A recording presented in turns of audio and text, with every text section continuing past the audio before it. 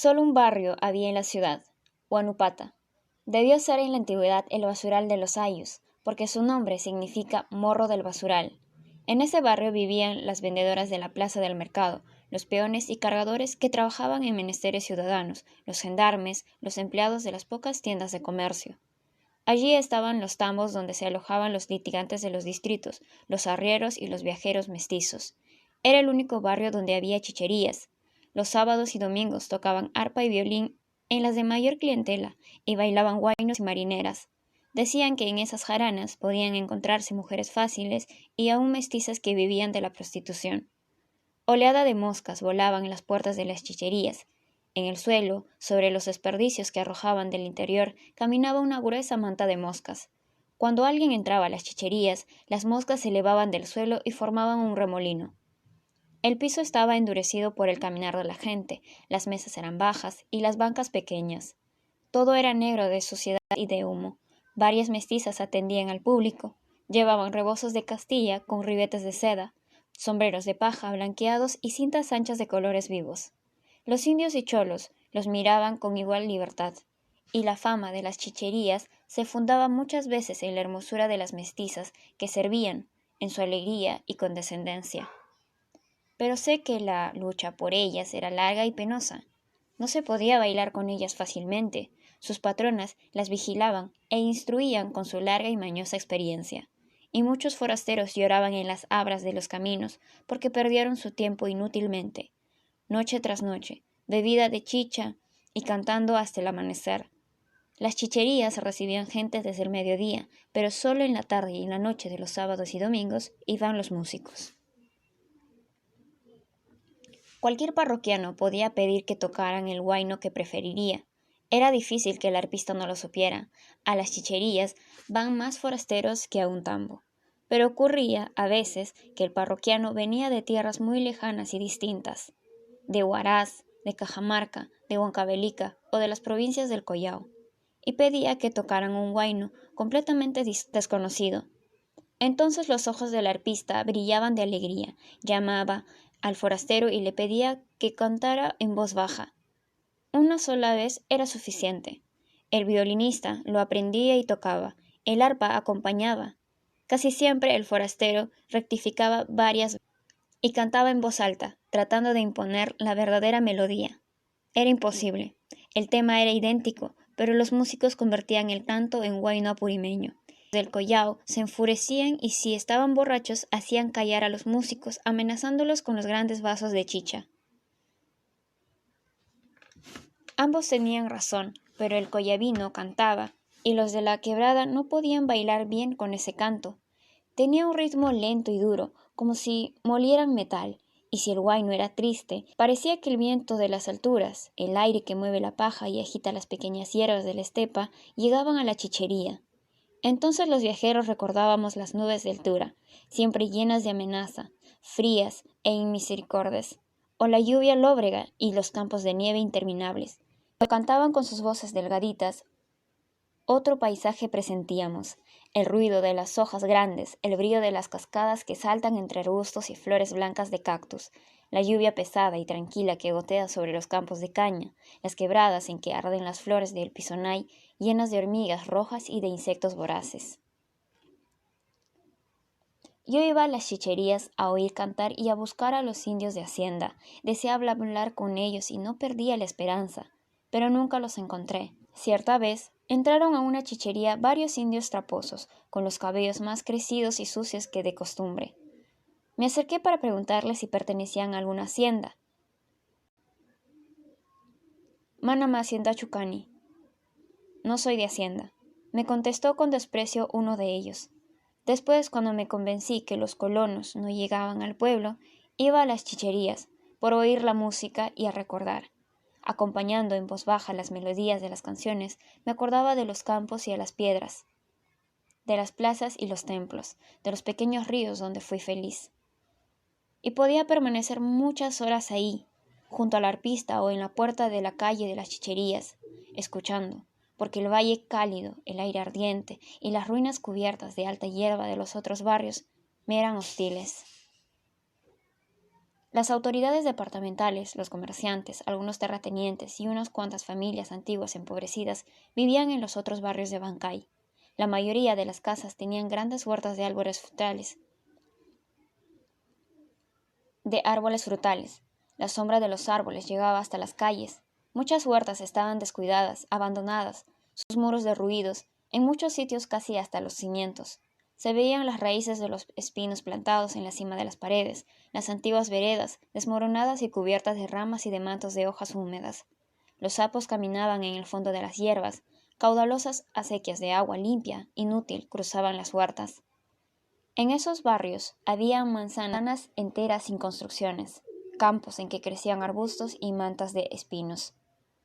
De la plaza de armas hacia el río solo había 2 o 3 casas, y luego un campo baldío, con bosques bajos de higuería, poblado de sapos y tarántulas.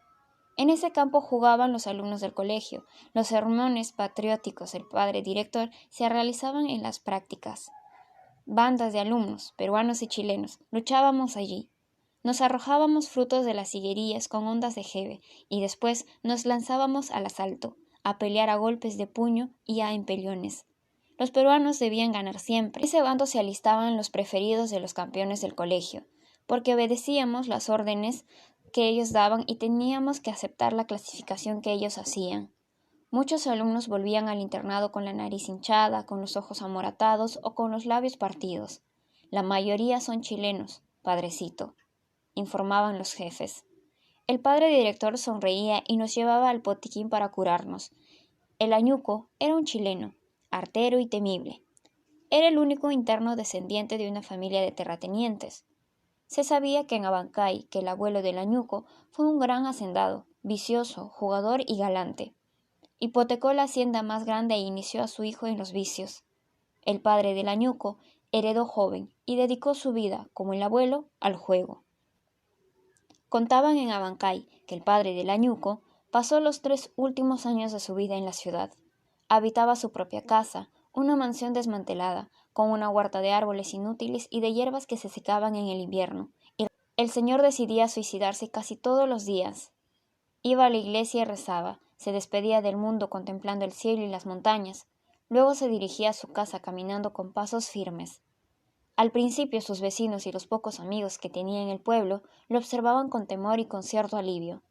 Sabían cuál era su decisión, pero a la mañana siguiente se abría la puerta y el señor aparecía, siempre abrigado con una amplia capa española.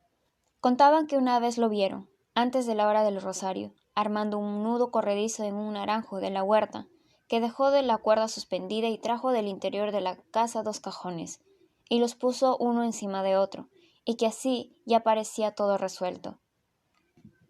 Pero el ex hacendado esperó, apoyado en el árbol, y cuando a la hora del rosario tocaron las campanas salió a la calle, se dirigió lentamente a la iglesia y volvió. Pero ya no pasó a la huerta, se quedó en las habitaciones interiores, no deshizo en los días siguientes la horca que había armado, y los cajones quedaron junto al árbol. El añuco era hijo natural de ese señor. Los frailes del colegio lo recogieron cuando tenía 9 años, poco antes que muriera el padre. La casa fue vendida para pagar las últimas deudas que dejó el caballero. A pesar de su absoluta pobreza, el añuco era distinguido en el colegio.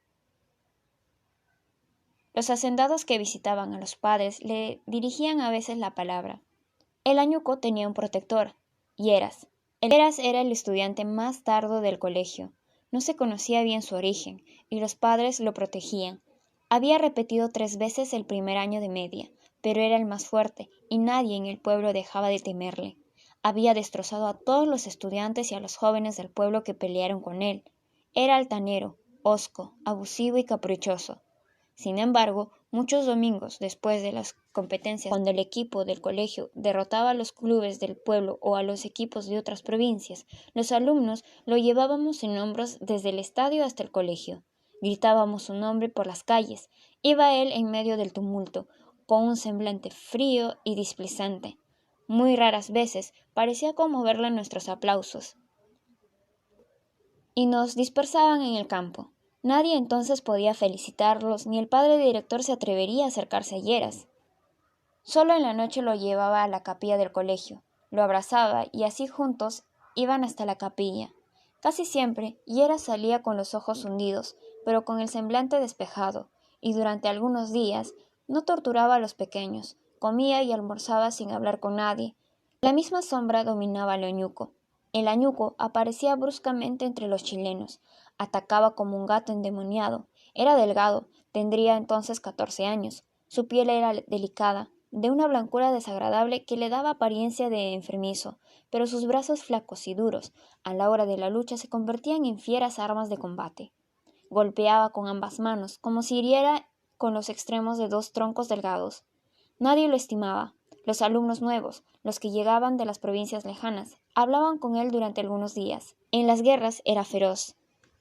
Ondeaba con piedras y no con frutos de higuería, o intervenía solo en el cuerpo a cuerpo, pateando por detrás, atropellando a los que estaban de espaldas, y cambiaba de chileno a peruano, según fuera más fácil el adversario, por pequeño o porque estuviera rodeado de mayor número de enemigos. No respetaba las reglas, se sentía feliz cuando alguien caía derribado en una lucha en grupo, porque entonces se acomodaba hábilmente para pisotear el rostro del caído, o para darle puntapiés cortos, como si todo fuera casual y solo porque estaba cegado por el juego. Sin embargo, alguna vez su conducta era distinta. El Añuco se le llegó a prohibir que jugara a las guerras. Las noches, algunos internos tocaban armónica en los corredores del primer patio. Otros preferían esconderse en el patio de recreo para fumar y contar historias de mujeres. El primer patio era empedrado. A la derecha del portón de entrada estaba el edificio. A la izquierda solo había una alta pared desnuda y húmeda. Junto a esa pared había un gran caño de agua, con un depósito cuadrangular de cal y canto, muy pequeño. Viejos pilares de madera sostenían el corredor del segundo piso y orillaban el patio. 3 focos débiles alumbraban el corredor bajo. El patio quedaba casi en la sombra.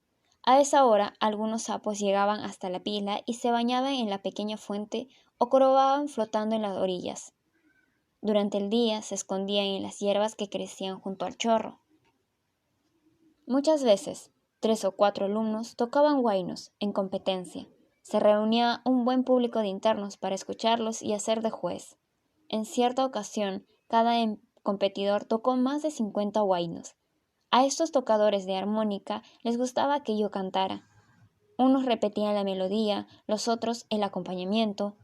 En las notas más graves, balanceaban el cuerpo, se agachaban y levantaban con gran entusiasmo, marcando el compás. Pero nadie tocaba mejor que Romero, el alto y ahindiado rondinista de Andahuaylas. El patio interior de recreo era de tierra. Un pasadizo largo y sin pavimento comunicaba el primer patio con este campo. A la derecha del pasadizo estaba el comedor, cerca del primer patio. Al fondo, a un extremo del campo de juego, tras de una pared vieja de madera, varios cajones huecos, clavados sobre un canal de agua, servían de excusados. El canal salía de un pequeño estanque. Durante el día, más de 100 alumnos jugaban en ese pequeño campo polvoriento. Algunos de los juegos eran brutales, los elegían los grandes y los fuertes para golpearse, o para ensangrentar y hacer llorar a los pequeños y a los débiles.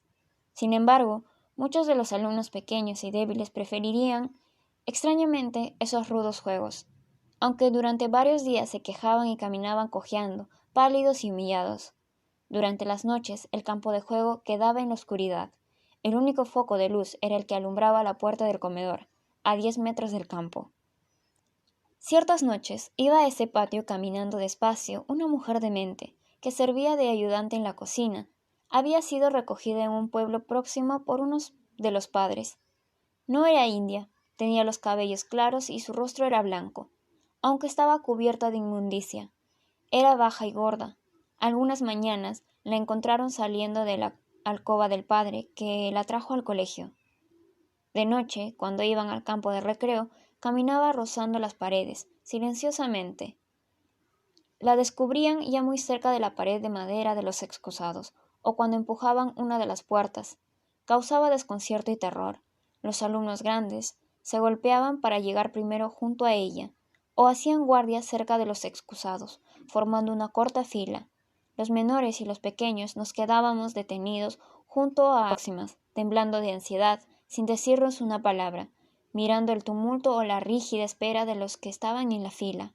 Al poco rato, mientras aún esperaba algunos, o seguían golpeándose en el suelo, la mujer salía a la carrera y se iba, pero casi siempre alguno la alcanzaba todavía en el camino y pretendía derribarla. Cuando desaparecía en el callejón, seguía el tumulto, las increpaciones, los insultos y los pugilatos entre los internos mayores. Jamás peleaban con mayor encarnizamiento. Llegaban a patear a sus competidores cuando habían caído al suelo. Les clavaban el taco del zapato en la cabeza, en las partes más dolorosas. Los menores no nos acercábamos mucho a ellos.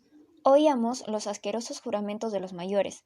Veíamos cómo se perseguían en la oscuridad, cómo huían algunos de los contenedores, mientras el vencedor los amenazaba y ordenaba a gritos que en las próximas noches ocuparan un lugar en el rincón de los pequeños. La lucha no cesaba hasta que tocaban la campana que anunciaba la hora de ir a los dormitorios, o cuando alguno de los padres llamaba a voces desde la puerta del comedor, porque había escuchado los insultos y el vocerío. En las noches de luna, la demente no iba al campo de juego. El interno más humilde y uno de los más pequeños era Palacios. Había venido de una aldea de la cordillera, leía penosamente y no entendía bien el castellano. Era el único alumno del colegio que procedía de un ayllu de indios. Su humildad se debía a su origen y a su torpeza. Varios alumnos pretendíamos ayudarle a estudiar inútilmente.